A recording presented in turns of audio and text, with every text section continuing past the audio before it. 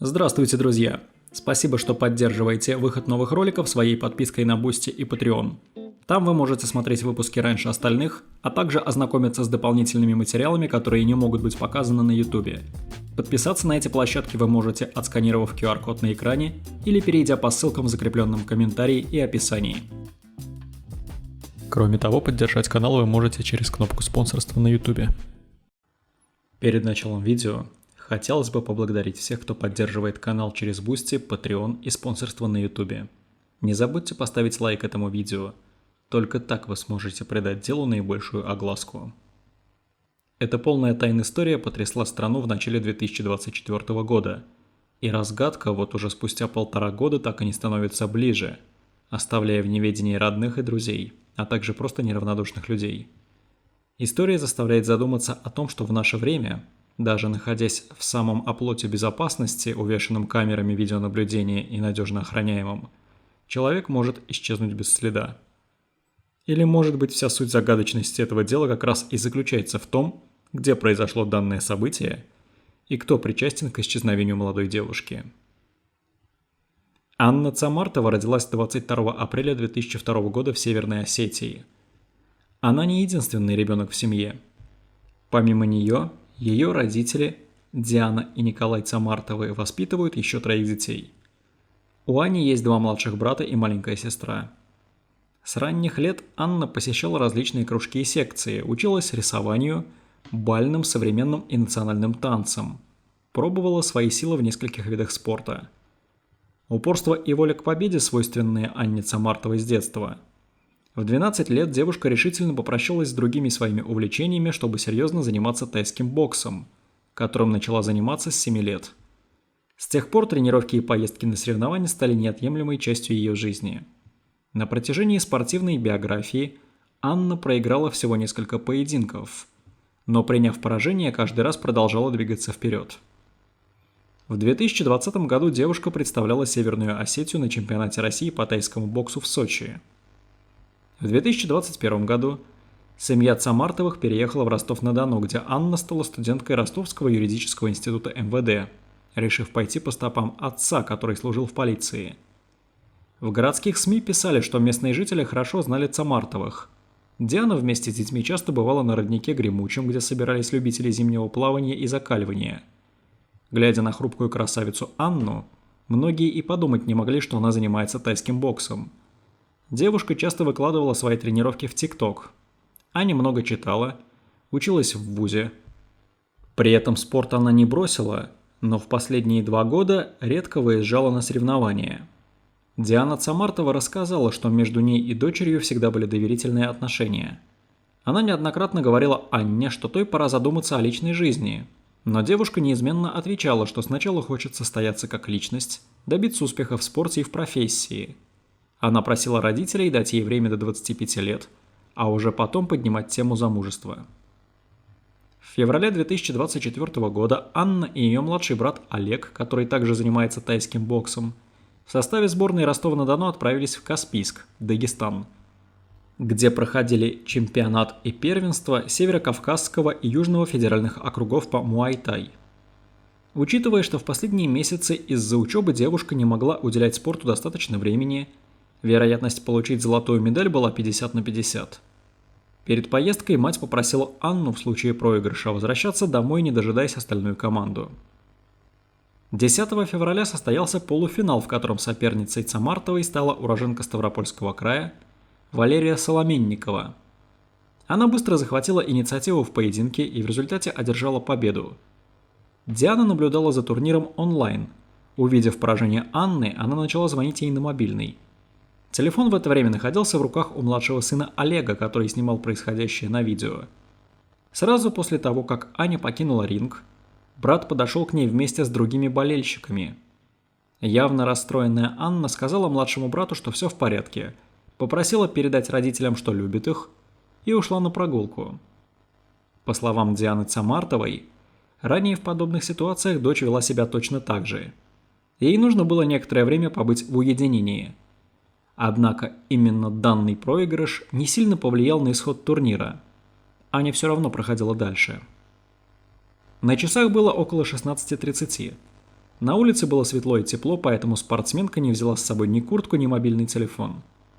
Она вышла из Дворца спорта и молодежи имени Али Алиева и направилась вдоль берега Каспийского моря, но не в ту сторону, где прогуливались другие люди, а к камням. На берегу расположен ряд частных домов, к которым девушка дошла, гуляя по берегу. Анна случайно попала на видео, которое снимал в тот день мужчина из Каспийска.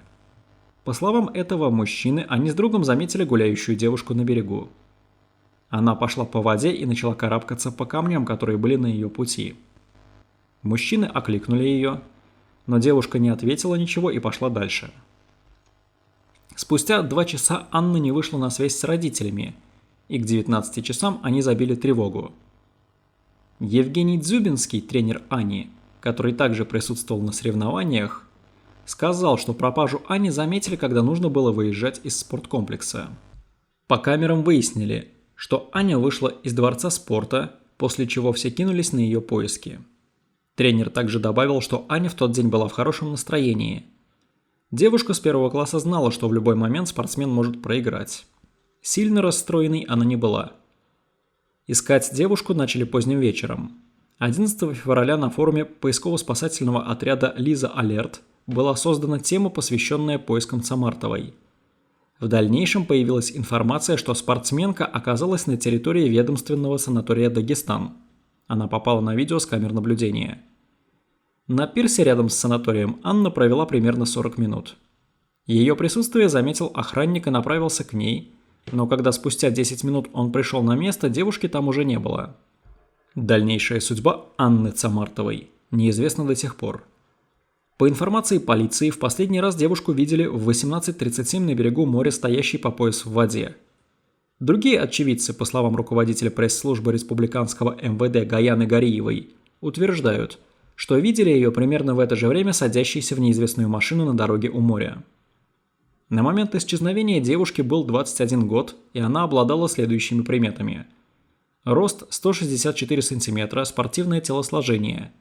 Длинные темно-русые волосы до пояса, карие глаза. Была одета в черную кофту с капюшоном, черные штаны, белые кроссовки.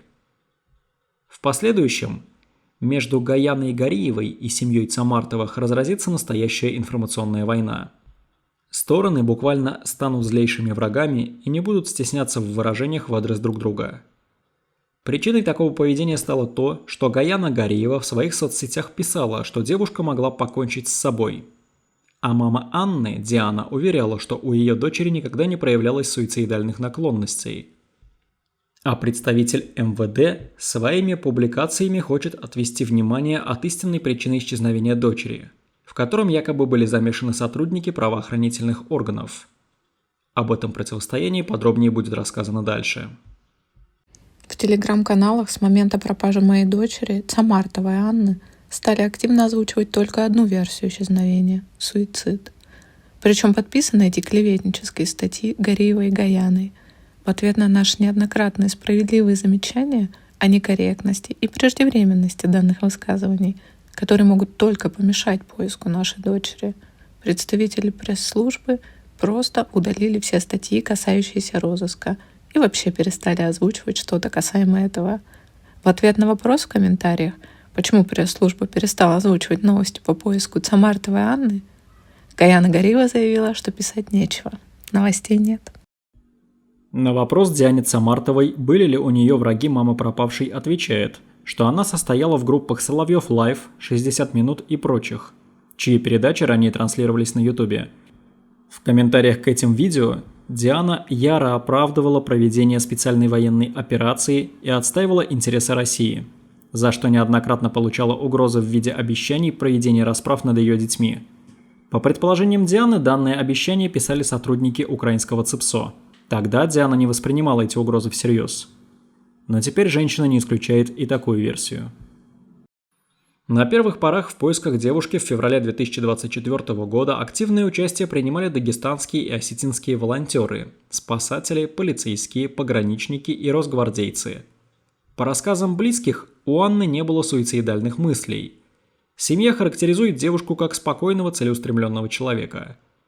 Гаяна Гариева подчеркнула, что Анну ищут и осетины, и дагестанцы, и русские, а помощь ежечасно предлагают сотни добровольцев. 14 февраля к поиску девушки в Каспийске подключились вертолеты. Прибрежную полосу Каспийского моря обследовали водолазы. В Каспийске прочесывали все подвалы и стройки. Когда местный житель передал правоохранительным органам видео, на котором снял карабкавшуюся по камням девушку, и это видео получило распространение в сети, в комментариях начали обвинять этого самого мужчину. Многие возмутились, что он не остановил Анну и не пошел за ней. В ответ на нападки автор видеоролика показал вторую запись, где подробно описал, что просто не успел догнать Анну, которая дошла до смотровой площадки и исчезла из поля зрения. Почему вообще начал сниматься этот ролик? Потому что, когда подошли, начали смотреть в сторону моря, справа оттуда по колено в воде уходит. Сначала мне показалось этот в камуфляже, там водолаз или рыбак, там охота, потом бах, сюда идет. Смотрю в капюшоне и не видно, непонятно было, это девушка вообще, ничего, потому что походка была более такая мужская и в капюшоне было непонятно. Тут можно было подняться отсюда, но почему-то она выбрала путь через камни. Поднялась по камням, поэтому съемка была остановлена, я сразу вышел. Пока из частного дома выйдешь, круг обошел, подхожу сюда, смотрю. Я, кстати, не один был, смотрим. И она уже, в этот момент она уже проходила, сбоку обходила, уже от моря подальше. Стояли, смотрели, куда пойдет дальше, пошла прямо в сторону смотровой площадки. Это и следственным органам все объяснялось, и показания давались. Я не знаю, почему подробно не написали. Потому что такая смута в комментариях происходит, не подошли, не спросили. И дождавшись, что она уже в ту сторону уйдет, поэтому подумали, может у него хобби такое или что. Потому что зачем забираться по камням, можно было по лестнице. Не знаю, может не заметила или что. Если она с Алиалийского выходила, это получается она с первой линии и вдоль берега вот так шла. Последний раз, говорят, по съемкам камер, она стояла за этой смотровой площадкой на берегу моря, на пляжу, там пляж есть. Там было рассеяно, уже темно, и дальше что было, там непонятно. Всем салам алейкум. Родители девушки с первого дня были уверены, что силовики что-то скрывают и не говорят всю правду. Диана Цамартова записала видеообращение, в котором призвала поделиться любой информацией о дочери. Соседи, которые здесь все живут и подходили, говорили, что нереально даже на минуту зайти через этот забор, чтобы тебя не заметили. Я прошу всех, я умоляю всех, пожалуйста, скажите, где мой ребенок. Они не дают нам видеозаписи, у них по периметру 10 камер стоят, у них подводные камеры вот здесь, на этой территории, нам ничего не дают. Умоляю всех, пожалуйста, дайте нам информацию, где ребенок.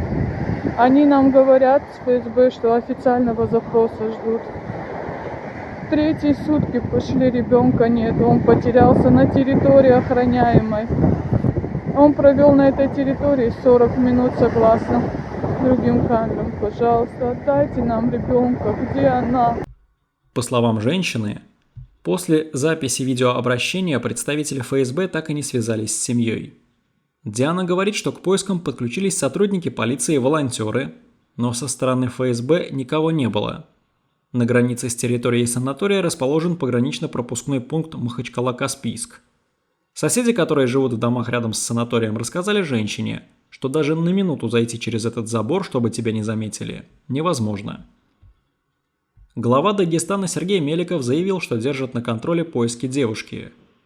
По его поручению с семьей связался руководитель республиканской администрации. Видеообращение матери прокомментировала и руководитель пресс-службы республиканского МВД Гаяна Гариева в своем личном телеграм-канале. Тогда Гариева поддержала мать. Понимаю, в каком аду, в каком тяжелейшем морально-психологическом состоянии она находится, в каком отчаянии.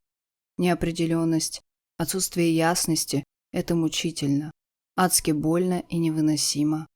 Особенно, когда касается детей. Но при всем понимании мне немного обидно. Даже мне. Я уже не говорю о тех, кто помогает на земле, кто все это время участвует в поиске.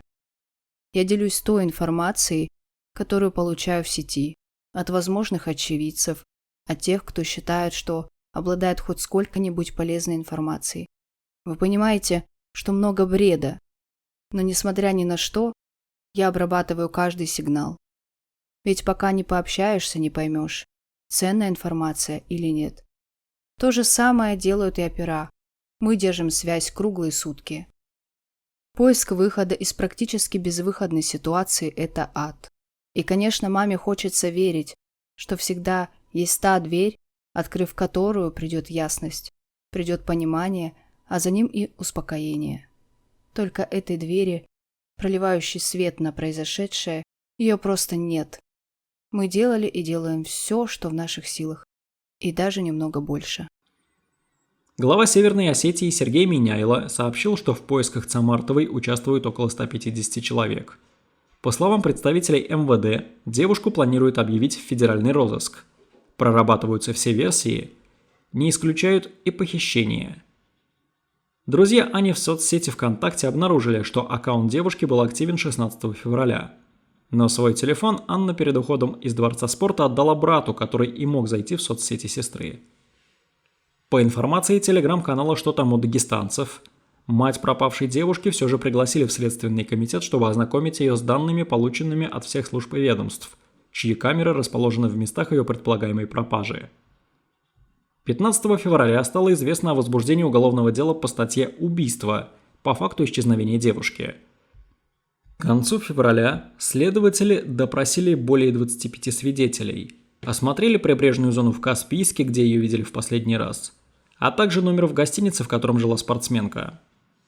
Диана Цамартова попросила министра внутренних дел Дагестана Абдурашида Магомедова проверить руководителя пресс-службы ведомства Гаяну Гариеву из-за того, что в телеграм-канале «Криминальная хроника», который связывают с местной полицией, продвигали версию о суициде. А 2 марта мать девушки записала видеообращение к президенту Владимиру Путину. Аня пропала в Каспийске, на территории санатория ФСБ. Все наши поиски, наши усилия не дают никакого результата. В информационном пространстве делаются вбросы, акцентируя внимание на ее состояние. Состояние Ани после проигрыша абсолютно объяснимо и понятно. Ненормально, что на этом делается акцент. Меня начали мешать с грязью. Я не имею никакого отношения к экстремизму, в котором меня обвиняет пресс-служба МВД Дагестана. Я прошу вас заставить прекратить их информационную войну против меня. Это несправедливо. Диана уверена, что в руках москвичей дело пойдет гораздо быстрее. Цамартовы не раз отмечали, что в Дагестане в первый месяц пропажи дочери силовики не сделали смыва автомобилей, которые выезжали из санатория ФСБ, не были сделаны биллинги звонков каждого, кто был в тот день в ведомственном учреждении. Женщина обратилась за помощью к российским военнослужащим на СВО, чтобы те смогли донести до президента страны мольбу матери о помощи. Диана считает, что именно к их просьбе могут прислушаться больше. Эту просьбу распространили несколько тысяч подписчиков телеграм-канала о поиске Анны. Участники СВО в ответ записали обращение, где попросили забрать дело Ани Цамартовой в Следственный комитет Москвы. Люди со всей России тоже стали записывать короткие видео с аналогичной просьбой, чтобы семье Ани помогли и дело забрали в столицу. Всем здравствуйте! Мы являемся солдатами армии России. Выполняем свой долг перед Отечеством на СВО на территории Украины. Хотим обратиться к вам, Владимир Владимирович Путин. С ситуацией по пропаже Царматовой Анны Николаевны, курсанта 3-го курса Ростовского университета МВД России. 10 февраля 2024 года находилась на соревнованиях по тайскому боксу города Каспий. После неудачного выступления по соревнованиям она вышла на прогулку по набережной города и в гостиницу так и не вернулась. Было установлено, что она случайно, сама того не понимая, оказалась на территории ведомственного санатория ФСБ. Там след прерывается и дело стоит на мертвой точке уже как 2 месяца. Все, что нужно, это честное и объективное расследование, которое ее родственники, к сожалению, не наблюдают. Мы, воины России, обращаемся к вам от всего сердца. Владимир Владимирович Путин, отправьте дело в Следственный комитет Москвы. Ведь пока мы едины, мы непобедимы! Поначалу семья Цамартовых предложила 1 000 000 рублей тому, кто поможет вернуть их дочь. Но к 20 марта 2024 года родители Ани подняли до 5 миллионов рублей сумму за вознаграждение тому, кто вернет их дочь домой. По информации матери, которая регулярно отчитывается о поисках в телеграм-канале, водолазы не обнаружили тело в Каспийском море. Значит, есть надежда, что Анна жива. За первые 1,5 месяца после исчезновения было выдвинуто много версий случившегося. Суицид после поражения на соревнованиях, несчастный случай, побег от семьи, похищение невесты и даже потеря памяти. Но родители Анны уверены, что ребенка похитили. Цамартовы обвиняют силовиков в бездействии, указывая, что записи видеокамер, на которых видно гуляющую по берегу Анну, обрываются на территории санатория ФСБ. Туда девушка пролезла через дыру в прохудившемся заборе на набережной. Забор санатория ФСБ был без вывески, а после событий 10 февраля уже с вывеской. Железки с красной сетью тоже не было. Вход нахлёстом закрыли на 2-й день, одну сетку на другую. Сетка была визуально как дряхлый вход в шатер. Родители Анны создали телеграм-канал, в котором подробно рассказывают о поисках дочери. Там мать Диана Цамартова показала фотографии и запись боя, после которого ее дочь пропала, как предполагали многие, расстроившись из-за проигрыша. Мать считает, что внешний вид и поведение девушки никак не указывают на подавленное состояние. Волонтеры из Осетии не покидают нас. Простые мальчики за свой счет снимают квартиру и целыми днями ищут, как мне говорят, свою сестру. Странно, что функция ФСБ – безопасность, но мой ребенок подвергся опасности на их территории. ФСБ не может найти кого-то. Смешно было бы, если бы не было так страшно. Более месяца семья Цамартовых оставалась в гостинице, где жила спортивная команда Ани. Хозяин позволил родным проживать в номерах бесплатно и помогал в поисках. Когда водолазы обследовали прибрежную зону Каспийского моря, а спасатели прочесали берег, версия о суициде сошла на нет. Появились новые версии исчезновения. Одну из них пришлось опровергать главе Северной Осетии, и якобы Анна села в такси к незнакомцу и направилась во Владикавказ. Параллельно поискам семье начали звонить гадалки и другие экстрасенсы, предлагая свои версии. Цамартовы, несмотря на всю абсурдность ситуации, проверяли каждый адрес, о котором им сообщали, и каждую новую версию. Но все было тщетно. Еще по одной версии якобы девушка потеряла память и шла по воде с мыслью о суициде. Эта версия еще более разозлила близких. На подобные версии отец девушки Николай Цамартов отвечал следующее. Дочка ехала на соревнования в хорошем настроении, потому что из-за учебы ей редко удается выбраться на соревнования. За 3 года это был только 2-й ее турнир, который совпал с каникулами. Она все равно проходила на Россию. Да, неудачно выступила, но это не первый ее проигрыш был. Она проигрывать умеет. Мы не исключаем роковую случайность какую-то, но суицид исключаем. Там даже по движению видно, я ее хорошо знаю, что она идет не расстроенная, а злая. Она в себе разбиралась. В Телеграме появился канал под названием «Намус», в котором публикуются новости о ходе расследования. А в комментариях к постам зачастую можно увидеть нападки на семью Цамартовых и пересылку сообщений якобы от матери девушки. Канал создан 24 ноября 2023 года. Однако самый ранний пост датируется 9 июля 2024 года и озаглавлен «О свободе слова и клевете в интернете». Некоторые в интернете высказывают мнение, что канал создан либо самой Гаяной Гариевой, либо ее сторонниками. Однако сама Гаяна неоднократно отрицала свою связь с этим каналом. При этом многие стали обвинять Цамартовых, что это они довели дочь до побега. Диана Цамартова попросила министра внутренних дел Дагестана Абдурашида Магомедова проверить руководителя пресс-службы ведомства Гаяна Гариеву. Причина – в телеграм-канале «Криминальная хроника», который связывают с местной полицией, продвигали версию о суициде. Тогда Диана еще не знала, что впоследствии на семью начнется травля, которую будут связывать именно с Гаяной. По словам родителей, в специально созданном телеграм-канале в Дагестане под названием «Намус» на семью обрушился шквал клеветы и угрозы. Не гнушались там поиздеваться и над горем семьи. Позднее были предоставлены и скрины, на которых было видно, кто ставил лайки на такие посты. Среди них родители увидели и начальника пресс-службы МВД Гаяну Гариеву, которую позднее проверяли по жалобам Цамартовых. О пропаже Ани знают не только в России, но и в других странах. Но кроме поддержки, семья Цамартовых получает оскорбления с обвинениями. По словам Дианы, они вздрагивают от каждого звонка и сообщения в надежде, что будет информация об Ане. Но порой им приходится сталкиваться с равнодушием и чудовищной злобой. Диана записала обращение ко всем, кто может помочь, и попросила просто молиться за ее дочь. Хочу обратиться к народу Республики Дагестан. В то время, когда большая часть народа Дагестана поддерживала наши старания в поисках Анны, оказывая моральную, духовную и материальную помощь, к сожалению, находятся и те, которым не нравятся наши усилия. В некоторых телеграм-каналах против нашей семьи была развязана настоящая война, без правил и приличий. Нелюди, прикрываясь анонимными никами, распространяют клеветнические слухи об Анне и всей нашей семье. Активно навязывается версия невменяемости нашей дочери Анны, о том, что родная мать регулярно избивала ее. Дошли до того, что обвинили нас в сепаратизме и ненависти к народу Дагестана. Каждое утро и вечер Диана начинает и завершает молитвой о скорейшем возвращении дочери. А это видео Аня записала для матери за 3 года до исчезновения. Оно стало теперь для Дианы знаковым. Женщина сообщила, что не перестает ждать свою дочь, пересматривая душераздирающий ролик изо дня в день. Жди меня, и я вернусь.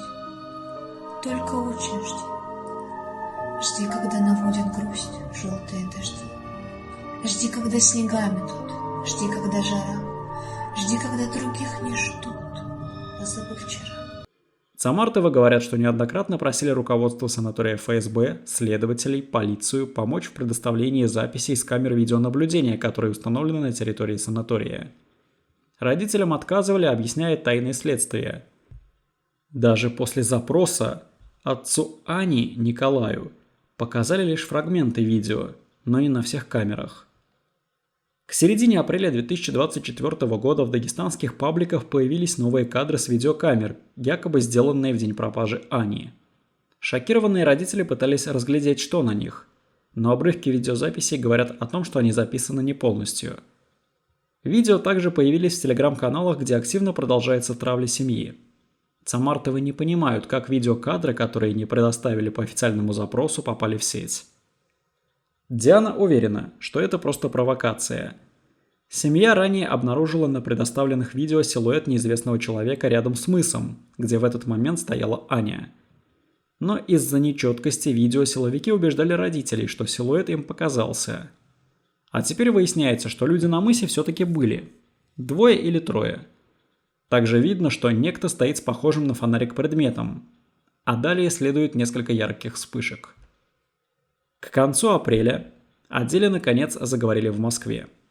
Глава Следственного комитета России Александр Бастрыкин поручил исполняющему обязанности руководителя Следственного управления Следственного комитета по Республике Дагестан Александру Супруну предоставить доклад о ходе предварительного следствия по делу о пропаже Анны Цамартовой и о том, какие обстоятельства ее пропажи уже установлены.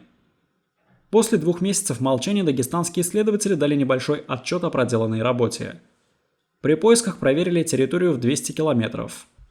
При этом силовики не уточняют, входит ли туда территория ведомственного санатория. Всего по уголовному делу следователями допрошено 180 человек. Проведено 46 осмотров предметов и документов, в том числе записей с 34 камер видеонаблюдения. Проведено 15 осмотров участков местности, площадь которых составляет более 200 километров. Назначено 9 судебных экспертиз, в том числе по изъятым видеозаписям с камеры наблюдения, говорится в сообщении пресс-службы Дагестанского следственного управления Следственного комитета. В ведомстве также сообщили, что еженедельно осматриваются побережья Каспийского моря и прилегающие территории. В комментариях к сообщению управления Следственного комитета тысячи подписчиков телеграм-канала, созданного для поисков девушки, люди просят изъять жесткий диск с видеокамер санатория и потребовать у руководства санатория ответ. Почему стерта запись на одной из камер, где в последний раз видно Аню на берегу? На все вопросы Следком Республики отвечал однотипно. По словам одной из жительниц Махачкалы, которая расклеивала листовки, многие горожане впервые слышали о том, что Аня пропала и ее ищут почти 3 месяца. Об этом она написала в телеграм-канале о поисках девушки. Сотрудники правозащитного центра 40 Сороков опубликовали новое видео, которое удалось получить с одной из камер санатория ФСБ. На нем видно, что Аня находится на пирсе и не покидает его длительное время. Родные предполагают, что девушка, зайдя нечаянно на охраняемую территорию, могла чего-то испугаться и боялась выйти.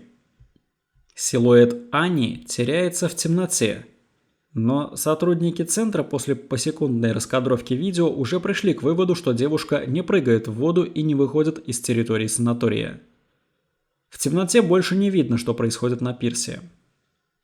Версия об утоплении исключалась опытными спасателями. Во-первых, до глубины от пирса примерно 30-40 метров. Во-вторых, море в эти дни было спокойным. А в-третьих, если бы она утонула, давно было бы и тело или предметы одежды. В-четвертых, Аня не из тех, кто может пойти на такой шаг. Плюс соревнования ничего не решали, она и так уже проходила на чемпионат России. После тщательной обработки видеоэксперты центра утверждают, что Аня не заходила в воду, а сидела на камнях. Провести такое длительное время в холодной воде в феврале девушка просто не смогла бы. Когда камера переходит в ночной режим, Аню больше не видно. В вечернее время пляжная камера перестает фиксировать силуэт на пирсе. Но есть записи с другой камеры частного дома, которая также захватывает этот пирс. На ней есть момент, когда на расстоянии около 30 метров от пирса со стороны санатория появляется человек, который машет Ане, видимо, что-то кричит и уходит за кадр в сторону санатория. Обратной дороги Аня не возвращалась. Мама девочки опубликовала видеокадры с выходами из территории санатория. Ни на одном из них девушки нет.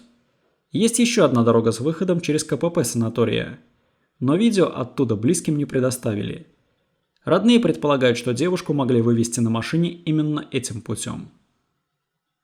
В правозащитном центре выпустили обращение к руководителю Следственного комитета. Мы знаем, как часто между собой связаны силовики в разных регионах, особенно в кавказских. Поэтому, исходя из фактов выше, не верим, что региональный Следственный комитет сможет провести нормальную работу по делу.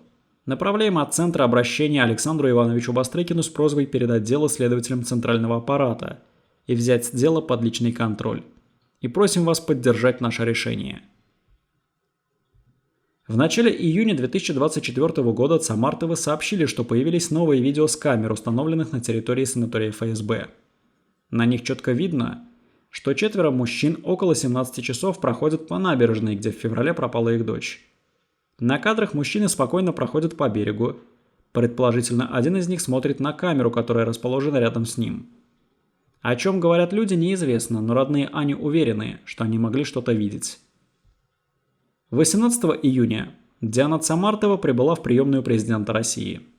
Женщину пригласили туда после обращения, которое она написала в феврале после пропажи дочери. В Москве после посещения всех ведомственных структур и приемной президента пообещали, что будут разбираться в таинственном исчезновении девушки. В августе стало известно, что Александр Бастрыкин поручил передать громкое уголовное дело о пропаже спортсменки Анны Цамартовой из Ростова в Центральный аппарат Следственного комитета.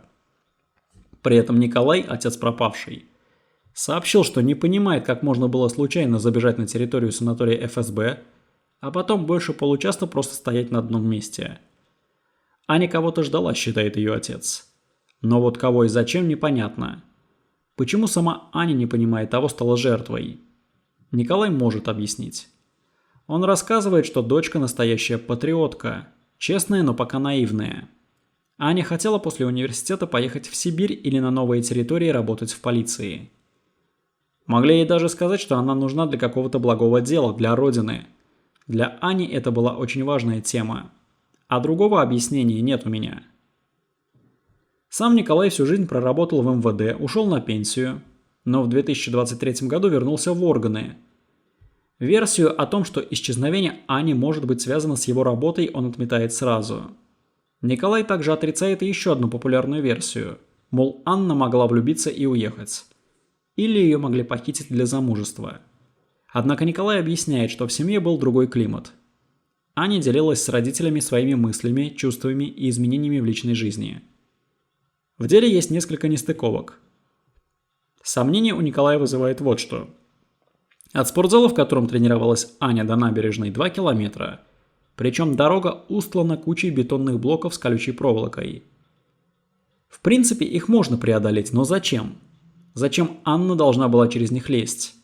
Второй вопрос. Что все побережье окутано камерами видеонаблюдения, и мы знаем, что записи с них были изъяты сотрудниками Каспийского ОВД. Где эти записи? Не потому ли они исчезли, что на них Анны нет? Каким образом она там оказалась? Путь следования ее никак не подтвержден. К одному из видео у Николая особенно много вопросов. Это кадры, сделанные случайными прохожими. Хотя отец не считает, что мужчины там оказались случайно. Николай пересматривал видео раз за разом и заметил одну деталь. Я случайно, в 100-й раз пересматривая его, увидел кое-что. У одного из них видна ярко выраженная эмблема на военной куртке. У меня тоже такая куртка есть, мне друг из Сирии привез. У этого парня на видео тоже сирийского образца была куртка, понимаете? Такие куртки просто так не купишь. И ее носят те, кто там был или кому оттуда привезли.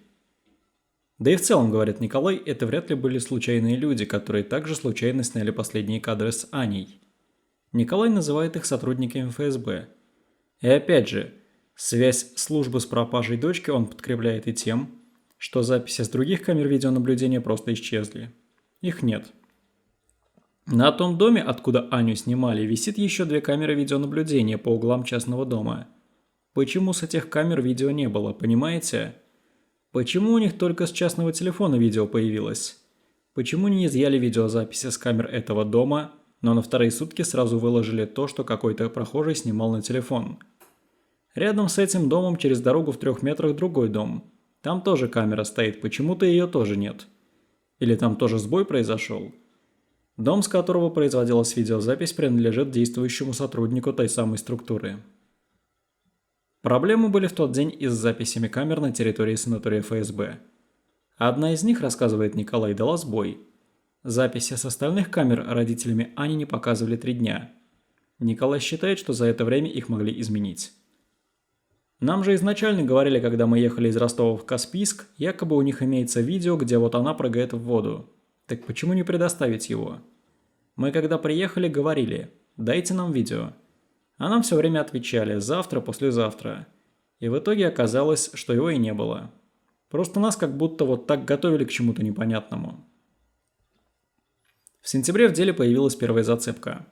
Семье сообщили, что девушку, очень похожую на Аню, видели в метро Дубая и даже успели сделать фото. По информации женщины, которая вышла на связь с семьей, похожую на Анну девушку она увидела в женском вагоне метро между станциями Бурдж-Халифа и Бизнес-Бэй. Верить в то, что на случайном фото, которое сделала женщина в Эмиратах Аня, Диана очень хочет и одновременно очень боится. По ее словам, слишком много сходств с ее дочерью. Стойка спортивная, коса, оттенок волос, почерк плетения волос, родинка на руке. После этого с родителями ростовской студентки связался адвокат из Эмиратов. Он готов представлять интересы семьи в Эмиратах, но за свои услуги запросил $55 тысяч. Она очень похожа, но я боюсь очаровываться. Ведь потом можно очень разочароваться. Я сейчас просто пытаюсь очень держаться. Надеюсь, что это она. Прям вот похоже. Я настолько замучена, что уже не знаю, что думать, что делать, что слышать. Не знаю, что правда, что неправда. Я ничего не могу сказать твердо. Я просто в надежде, что этот ад закончится. Я думаю, что это она. Или хочу думать. В сентябре также стало известно, что капитана полиции Николая Цамартова, у которого 8 месяцев назад загадочно пропала старшая дочь в Дагестане, уволили из МВД. По информации интернет-издания 161.ru, его источник в силовых структурах в первые дни увольнения Николая рассказал, что родителей Анны Цамартовой хотят слить. Намерение это исходит от кого-то сверху. Поводом для увольнения Николая Цамартова стал проступок, порочащий честь сотрудника полиции. Якобы он, сотрудник ростовского ОП номер 2, распространял фейки про ФСБ. На фоне тотальной нехватки сотрудников, маленьких зарплат, сложной работы Николай о службе отзывается тепло. Вспоминает, что когда пропала Аня, коллеги решили собрать семье деньги. Тогда в первые месяцы поисков Николай с супругой много ездили из Ростова в Дагестан. Объезжали весь Каспийск, где их пропала их старшая дочка. Увольнение для Николая Цамартова стало не столько неожиданностью, сколько унижением. Тот день капитан полиции описал не без эмоций. Я утром вступил на пост, вооруженный автоматом, пистолетом, спецсредствами. Вечером меня вызывают в управление города, спрашивая, зачем, мол, я еще дежурю и не могу так уйти. Тогда они моему руководству набрали и сказали, пускай он приедет. В итоге я как был с автоматом, с пистолетом, наручниками, с газом, так туда и пошел. Они уже меня ждали, там сидел весь коллектив, даже был наш замначальника отдела. Я захожу, а мне говорят, сдайте оружие. Но я уже понял, отдал автомат, отдал пистолет. Они забрали у меня удостоверение и личный номер. После прилюдного, даже унизительного разоружения Николаю озвучили причину. Была служебная проверка после некой жалобы. На результаты ему дали взглянуть в кабинете, копию так и не дали. Судиться Николай не хотел. Он был уверен, даже если добьется справедливости, то жизни в органах спокойной ему все равно не дадут. Единственное, о чем в тот день просил Николай, чтобы не трогали его супругу. Она тоже работает в полиции. На этот Самартову ответили, что жену вся эта история не коснется. Однако сам Николай в это не верил. Говорил, что супруга будет следующей. Все началось сразу же после исчезновения Ани. Уголовное дело возбудили в Дагестане. Тогда же в телеграм-канале, который принадлежит пресс-службе МВД Республики, появилась публикация про Аню. В тексте говорилось, что у пропавшей якобы проблемы с психикой. Николай объяснял негодование. Уголовное дело возбудили только 12 февраля, а уже на следующий день пресс-секретарь дагестанского МВД начала публиковать посты со своей личной оценкой ситуации. Претензии пресс-секретарю он высказал, та свой пост отредактировала, но смысл его не изменился. Прямо в телеграм-канале дагестанского МВД Николай высказывал возмущение. Его проигнорировали. Тогда он отправил официальную жалобу руководству МВД Дагестана. После этого ровно на 15 дней пресс-секретарь закрыла телеграм-канал и ничего туда не писала. Но 28 февраля история повторилась. Она снова написала, что наша дочь утонула и утонула. Не стучите в закрытые двери. Так и написала в месяц, когда она пропала. Даже поиски не завершились в воде. Для чего, говорю, это было сделано, когда даже тело не нашли? Самартовы требовали, чтобы сотрудница дагестанского МВД прекратила высказывать личное мнение через официальные ресурсы. В этот момент уже на родителей Ани посыпались жалобы в ростовское МВД. Одну из первых проверок Николай помнит отчетливо. Его вызвали на беседу с большим начальником на Большую Садовую. Сама проверка ничего не дала. В заключении было написано, что никаких компрометирующих сотрудника данных нет. Тогда Николая попросили перестать писать свои замечания под постами в телеграм-канале МВД Дагестана. Он вызвал меня и говорит: «Я все понимаю, но ты понимаешь, что на тебя указания из Москвы. И чтобы мы за тебя могли бороться, пожалуйста, не обсуждай там их действия. Со стороны это некрасиво, когда двое сотрудников органов так ругаются в интернете». Я согласился, что это не главное, пообещав не обращать внимания. У меня пропала дочь, и главное найти ее. Я все убрал. Он мне сказал: «Ты убери и работай спокойно, мы тебя прикроем». Ну вот, прикрыли. После этого было еще несколько проверок, которые ничего не дали. Николай говорит, что его даже хотели повысить до старшего участкового. Отправили документы на повышение, но приказ странным образом застрял в отделе кадров. К нам на работу снова пришел проверяющий. Оказалось, что на меня написали очередной донос. Он уже мне прямо сказал: «Понимаешь, что все это бред? Я тебя понимаю. Но есть указание из Москвы вас убрать». Мне даже предлагали добровольно уволиться, но я отказался. Я ни в чем не виновен. Они сказали: «За тебя служба безопасности взялась. Они от тебя не отстанут. Есть указание тебя убрать, поэтому уходи сам». При этом Николаю сказали, что в его работе никаких нарушений не нашли. Только вот в телеграм-канале семьи, который они завели после пропажи дочери, нашли дискредитирующие силовые структуры фразы. Результаты очередной проверки, после которой Николая и уволили, ему показали мельком. Успеть досконально изучить документы он не смог.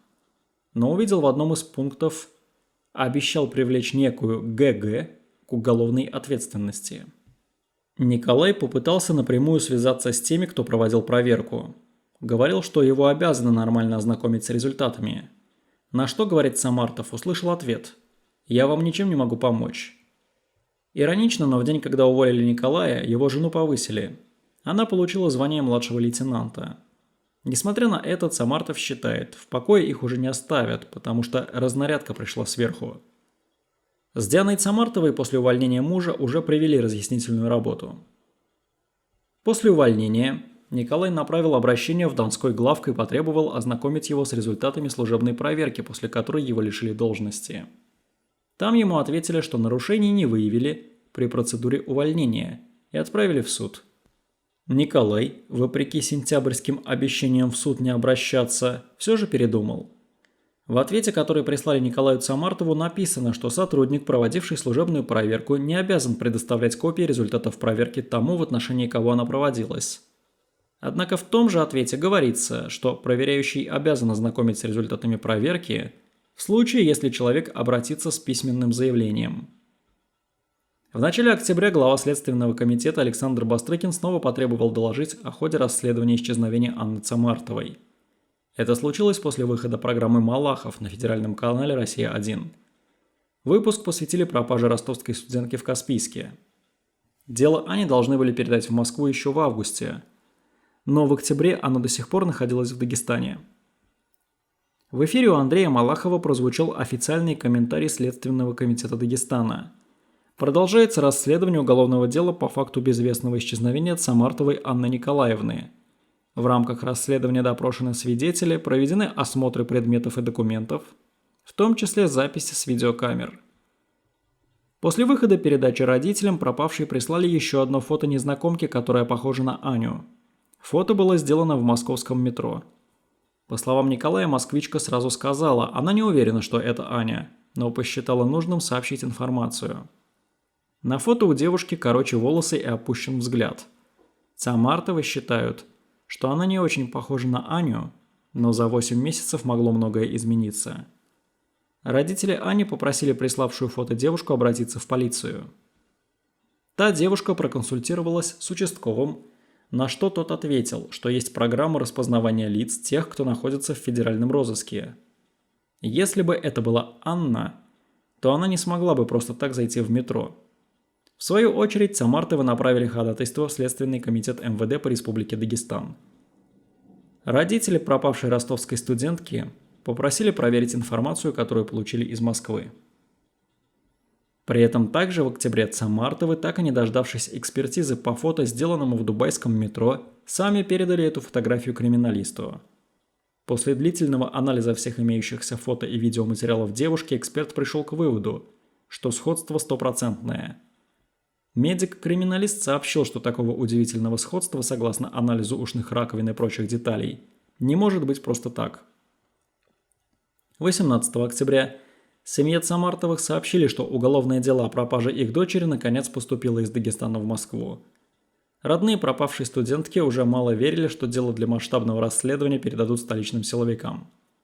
Родителям Анны, по их собственным словам, каждый раз называли разные противоречивые причины, почему дело все еще в Дагестане. Хотя за 2 дня до этого пришло письмо оттуда, что нет причин отправлять дело в Москву. Столичные следователи сообщили Самартовым, что начнут расследовать дело практически с нуля. В ближайшее время они будут вызывать на допросы родственников пропавшей спортсменки и проводить собственное расследование. Первой в Москву поехала моя супруга, потом поедем я и сын. Сейчас она там и будет давать показания. Мы очень верим, что не будут упущены детали, что все будут проверять досконально. Любая деталь, любая зацепка. Я очень благодарен следователю из Следственного комитета по Республике Дагестан. Я знаю, что он очень старался в расследовании, но, к сожалению, не все зависело от него. Кроме того, нам сообщили из Следственного комитета Республики Дагестан, что по делу Анечки уже составлено обращение в Интерпол. Это тоже дает надежду, что у следствия будет больше возможностей для поисков нашей дочери, потому что ее тело не нашли, и мы точно знаем, что она жива. В конце октября в своем телеграм-канале, посвященном поискам Ани, семья Самартовых обратилась с открытым письмом к сотрудникам комендантского взвода ведомственного санатория ФСБ в Каспийске.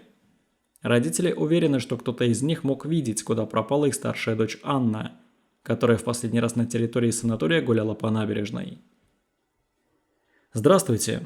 Сегодня хочу обратиться к ребятам из комендантского взвода, которые 10 февраля 2024 года были в составе суточного наряда по охране ведомственного санатория «Дагестан» в Каспийске. Наверное, кто-то из них читает наш канал или их родные или знакомые. Ребята, вот уже более 8 месяцев мы ничего не знаем о судьбе нашей дочери Анны. Так случилось, что официально вы были последние, кто мог ее видеть в тот день. Вот уже 8 месяцев, как я надеюсь, что кто-то из вас выйдет с нами на связь, даже анонимно, и расскажет, что произошло на территории санатория в тот вечер. Но я хорошо знаю специфику вашей службы и понимаю, что вы никак не можете быть не в курсе произошедшего.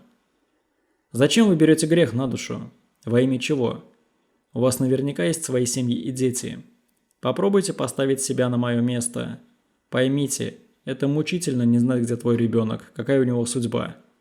Пожалуйста, найдите в себе мужество и сообщите, что же произошло в тот злосчастный вечер. Иначе вы соучастники. Мы никогда не отступим от поисков нашей дочери, пока мы еще верим в закон. Берегите себя и свои семьи. Диана Цамартова первой дала показания в Московском следственном комитете. Мать пропавшей спортсменки провела в ведомстве 8 часов. По ее словам, в Центральном аппарате Следственного комитета планируют допросить абсолютно всех, кто каким-то образом причастен к семье, знал Анну и знаком с ситуацией. По мнению столичных силовиков, в уголовном деле они уже выявили недоработки и планируют их устранить в ближайшее время.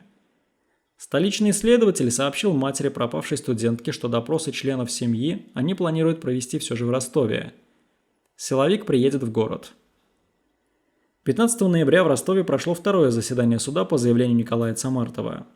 На первом заседании слушания перенесли, несмотря на то, что прибыли все – и представители ответчика, и он, но материалы проверки не дошли до суда. Во время судебного заседания еще одним открытием для Цамартова стал неожиданный пункт в материалах проверки. В материалах проверки указано, что они нашли еще одну дискредитирующую публикацию в нашем телеграм-канале. Это детский стих Бориса Захадера про шавку. Они решили, что он оскорбляет честь сотрудника Дагестанского пресс-центра, хотя публикация была совершенно в другом контексте. 18 ноября во время третьего заседания Советский районный суд Ростова не удовлетворил иск Николая Цамартова по поводу увольнения из МВД. По словам Николая Цамартова, суд принял решение отказать, даже не объяснив причин. При всем при этом с самого начала поисков дочери Цамартова отбиваются от нападков и травли в интернете. По словам отца Анны, порочащая семью информация дублируется то в одном канале, то в другом, когда предыдущий закрывается. Дошло и до того, что многодетную семью начали обвинять в экстремизме и терроризме.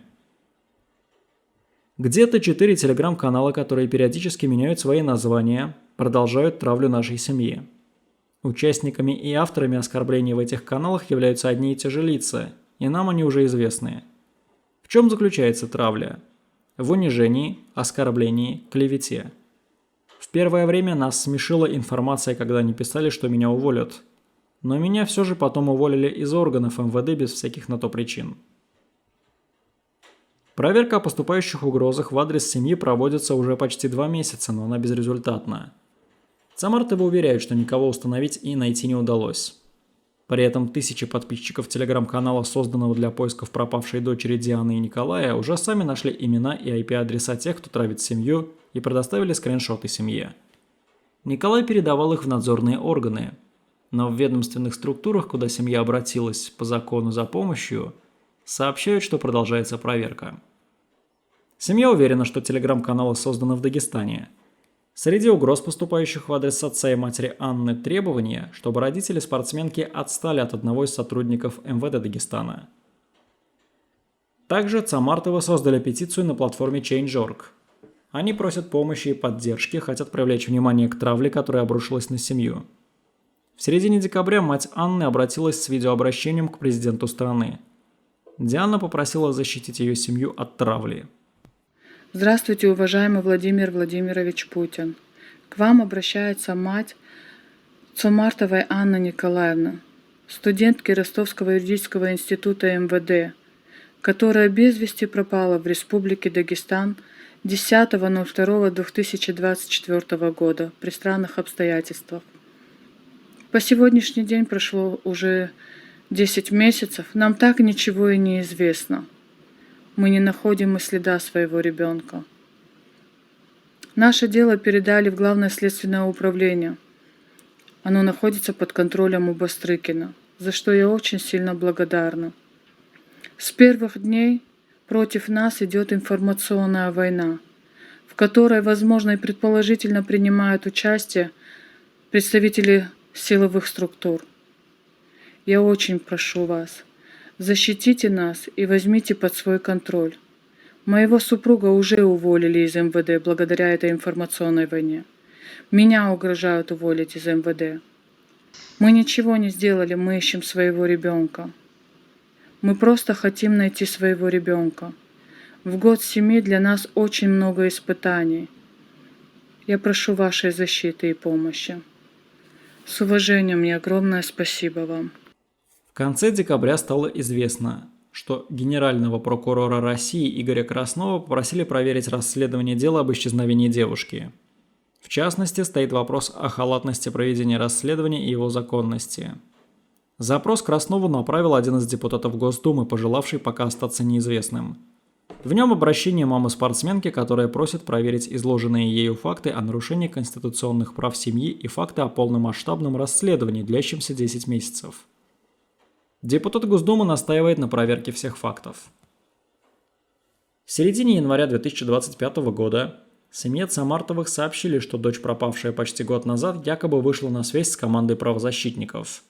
Они помогают людям и членам их семей, столкнувшимся с опасностью для жизни, преследованиями и насилием на Северном Кавказе. Выяснить это удалось администратору телеграм-канала Анны Цамартова, созданного для поисков ростовчанки. Данная правозащитная организация признана на территории России иноагентом. Администратор канала случайно узнала об обнаружении после того, как увидела видеосообщение от отца другой пропавшей дагестанки Заиры, которую также ищут. Согласно его словам, девушка сейчас находится в Грузии. Его дочь пропала в Дагестане в сентябре прошлого года, а засекли ее якобы именно правозащитники этой организации. В процессе разговора координатор организации сообщила, что знает о ситуации с Анной. Она также сказала, что от Анны был запрос на эвакуацию с пометкой, что ее преследуют некие люди. По словам Дианы Цамартовой, семья не может в точности знать, мошенники это или нет. Ведь в переписке поднимали вопрос и о вознаграждении. Через пару дней выяснилось, что это действительно были мошенники. В марте свой пост в правоохранительных органах покинула и Диана Цамартова, вслед за мужем. Семья пожаловалась на многочисленные проверки по анонимным жалобам, которые поступают из Республики Дагестан, где пропала Анна. По словам Дианы, она сообщила об уходе сразу после Нового года, но коллеги уговорили остаться. После отпуска ростовчанка снова столкнулась с проверками и твердо решила уйти. Тем не менее, мама Ани рассказала, что коллеги с ней простились на доброй ноте, пояснив, что все проверки идут не из Ростова, а именно по жалобам из Дагестана. В середине марта Ростовский областной суд рассмотрел апелляционную жалобу Николая Цамартова об увольнении из МВД. Перед началом заседания неожиданно поменялся состав суда, но причины этого никому не объяснили. По итогам слушаний ходатайство Николая было отменено. К тому же, интернет-травлю объявили ведущему корреспонденту издания 161.ru Сабине Бондарь, которая с самого начала освещает это дело. Оскорбления и угрозы пишут в телеграм-канале «Намус», который пристально следит за жизнью семьи Цамартовых в Ростове. По словам матери пропавшей ростовчанки Дианы Цамартовой, травля в сети началась изначально в том же канале и на тренера Ани, с которым она занималась много лет. Вспомнили доброжелатели и священника в Осетии, который посмел поставить фото Ани перед иконостасом и молиться. К слову сказать, мама пропавшей является глубоко верующим человеком и регулярно посещает церковь, а также просит об этом своих подписчиков. Как пишет сама Сабина, если обратиться к этимологии слова «намус», как назван этот канал, оно означает честь, совесть. Но судя по контенту и чату, в котором круглосуточно обсуждается жизнь семьи Цамартовых, а с недавних пор и моя, эти человеческие чувства участникам и владельцам канала не знакомы. А жаль. Додумались удалить хоть призывы сжечь меня. Да, было и такое. Как объяснить безудержный интерес к семье участников чата? Они выворачивают наружу все грязное белье семьи и с удовольствием полощут это сутками. Там же публикуют семейное фото Самартовых и саркастические картинки, намекая, что Анна мертва, издеваясь над родителями. Когда я впервые показала, что пишут в телеграм-канале, участники яро стали оскорблять меня и писать, что такого не было. Было. И неоднократно. Скрины этих омерзительных картинок у нас тоже имеются. Намусовцы так просили, чтобы я показала, где это было. Показываю. Я журналист, и несмотря на все ваши попытки закрыть мне рот, я буду продолжать делать свою работу честно, смело и открыто. Тема исчезновения Анны Самартовой не будет закрыта до тех пор, пока Анна не будет найдена. В конце марта депутат Ростовской гордумы Наталья Оськина направила официальный запрос на имя министра МВД России Владимира Колокольцева. В общественную приемную депутата поступили обращения от жителей Ростова, разгневанных нападками и угрозами в адрес Сабины Бондарь. Через непродолжительное время в телеграм-канале «Намус», участники которого травили Сабину, появился необычный пост. Сабине Бондарь наше уважение за принципиальную позицию. Тем, кто угрожал журналистке, советуем извиниться. Это не наш метод, и мы крайне негативно относимся к любым незаконным методам давления на журналистов. При этом конфликтная ситуация между Гаяной Гариевой и семьей Самартовых мало того, что не сгладилась, она обострилась. Сторонники семьи Самартовых сыплют обвинениями в адрес Гариевой, а сторонники последней, в свою очередь, нападают на Самартовых. Пресс-секретарь МВД уверяет, что ни одной публикации не было удалено из телеграм-канала «Криминальная хроника», который транслирует деятельность сотрудников органов. Было единственное исправление, которое Гариева внесла в публикации на своем личном телеграм-канале. Полковник МВД опровергает все обвинения в ее адрес со стороны семьи и уверяет, что максимально старалась отойти от этой истории. Представитель республиканского МВД считает, что конфликта не было и нет. По мнению Гариевой, конфликт – это действие двух сторон. А тут, с одной стороны, это какие-то вопросы, претензии, недопонимания, обиды. Силовик настаивает, конфликта не было, поскольку не было контакта. Также в конце марта, спустя более года после исчезновения, Аню наконец объявили в международный розыск. Поводом послужили результаты экспертизы фото девушки из дубайского метро. Следователь по делу сообщил следующее. По факту исчезновения Самартовой Анны Николаевны она объявлена в международный розыск по каналам Интерпола с целью установления ее местонахождения. Так как Анна исчезла на территории моря, есть вероятность того, что ее могли вывести морским путем. В том числе рассматривается и версия похищения. Результат по экспертизе был готов осенью, но разглашать эту информацию следователь не мог, так как параллельно шла работа над объявлением Ани в международный розыск. Ведь для этого нужны основания. Как итог, в результатах экспертизы было указано, что стопроцентное сходство установить нет возможности из-за закрытого маской лица. Но далее эксперты сообщили, что фото девушки говорит о полном типажном сходстве с Анной Самартовой. В частности, указано сходство в фигуре, телосложении, росте волос и чертах лица, очертании ушных раковин и прочем. Объявление в международный розыск – это большая победа следователя. Он прекрасный профессионал, не опирается на слухи, проверяет все факты, максимально объективно ведет самостоятельно расследование. Я верю, он найдет нашу Анечку. В начале апреля стало известно, что из института пропали некоторые личные вещи Ани. Ее довольно вместительная сумка, вроде дорожной, с которой девушка ходила на занятия в университет. Туда помещались как учебные принадлежности, так и спортивная форма. Также пропала личная тетрадь девушки со стихами собственного сочинения. Обо всем родители рассказали исследователю. Есть вероятность, что пропавшая сумка с другими вещами, которые исчезли, была передана кому-то в Ростове. Как говорит Диана, это может натолкнуть на мысли, что Аня к чему-то готовилась. Но при отъезде на соревнования Аня точно не брала с собой эти вещи. Мама Ани вспоминала, что дочь часто просила ее послушать новые стихи и спрашивала потом, понравилось ли ей. Тетрадь лежала на одном и том же месте, но она пропала.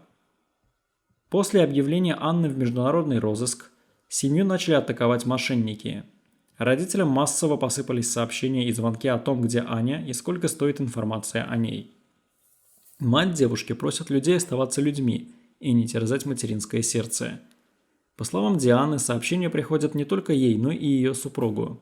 Многие сообщают информацию о том, где якобы находится Аня, а после пытаются выманить деньги, играя на чувствах родителей.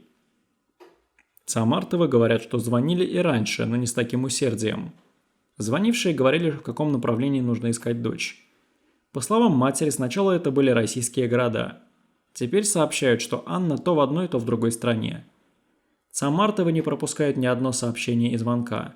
Они всегда при помощи сотрудников органов стараются проверить информацию об Анне и каждый день надеются на весточку от дочери. Николай Самартов, уволенный из МВД в Ростове, продолжает бороться против своего, как он говорит, незаконного увольнения и намерен доказать свою правоту. Силовика обвинили в дискредитации сотрудника МВД и распространении фейков, но ряд лингвистических экспертиз не подтвердил этого факта. Самартов подал кассационную жалобу, но даже не получил повестку о дате судебного заседания.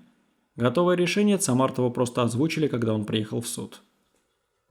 3 июня у Николая Самартова состоялось заседание в 4-м кассационном суде в Краснодаре. Отец пропавшей спортсменки узнал о дате заседания случайно и поехал в суд. По словам Николая, решение суда ему вынесли за пару минут, как будто оно уже было заранее готово. Слушать Самартова также никто не стал. Бывший сотрудник органов не намерен сдаваться. Николай ждет получения решения суда, чтобы двигаться дальше. По его словам, судья даже опустил глаза, когда зачитывал решение. Отец пропавшей больше года назад Анны Самартовой уверен, что все это делается намеренно. Диана Самартова рассказала, что в Дагестане она общалась и с некоторыми представителями ФСБ, которые давно вышли на пенсию. Многие поддерживают семью Анны, но есть и такие, кто избегает общения. Огромную помощь в поисках Анны оказывают и жители Каспийска, которые продолжают расклеивать информацию о пропавшей девушке. По словам Дианы, тысячи людей искренне сочувствуют горю семьи и стараются помочь хотя бы таким образом. 19 июня 2025 года стало известно, что мыс, где Аня простояла 40 минут, оказался в зоне стратегического объекта. Диана Самартова уверяет, что особо охраняемой территорией стала вертолетная площадка, к которой и относится мыс. Это выяснилось после ее очередного посещения Каспийска. Это добавило Диане Самартовой уверенности, что ее дочь была похищена, а не совершила суицид или стала жертвой несчастного случая, о чем писали в интернете сразу же после исчезновения Ани. Вот уже 16 месяцев, как Анна загадочно пропала. Все это время мы только и слышим идиотские версии про суицид и несчастный случай. Кому она была нужна? И что это всего-то обычный санаторий для пенсионеров. Недавно я впервые попала на территорию так называемого обычного санатория. Именно там открылась деталь, которая ранее почему-то не озвучивалась. Мыс, на котором Анна находилась около 40 минут, не находится на территории санатория. Да, подошла к этому месту Анна по территории санатория. Но сам мыс территориально относится к соседней, очень закрытой структуре. Почему это до сих пор умалчивалось? Я думаю, что в скором времени откроются и другие нюансы. Теоретически, Анну могли похитить или вывести воздушным путем, считает Диана. После новых вводных, что мыс относится к засекреченной территории, семья считает, поиски Анны могут обрести другой характер. Родители пропавшей спортсменки уверены, что Федеральный следственный комитет сейчас делает все возможное. Но как Аню могли пропустить на секретный объект, да еще и на 40 минут, Диана не понимает до сих пор. По словам матери, когда ей разрешили пройти к пирсу и увидеть мыс, ей пришлось пересечь несколько КПП и получить разрешение. Обычный человек не может попасть даже на территорию санатория, так как туда пускают только близких родственников сотрудников федеральной службы и тех по спискам. Когда я заехала на территорию санатория, то увидела разделительную границу между санаторием ФСБ и линией побережья. Она ограждена от простых людей, и туда не может проникнуть никто. Они закрыли это для себя. Это вертолетная площадка. Все идет в ряд. Санаторий, вертолетная площадка и учебный центр ФСБ. Она находилась посередине. Географически береговая линия, мыс, каменная гряда принадлежат вертолетной площадке и граничат с санаторием.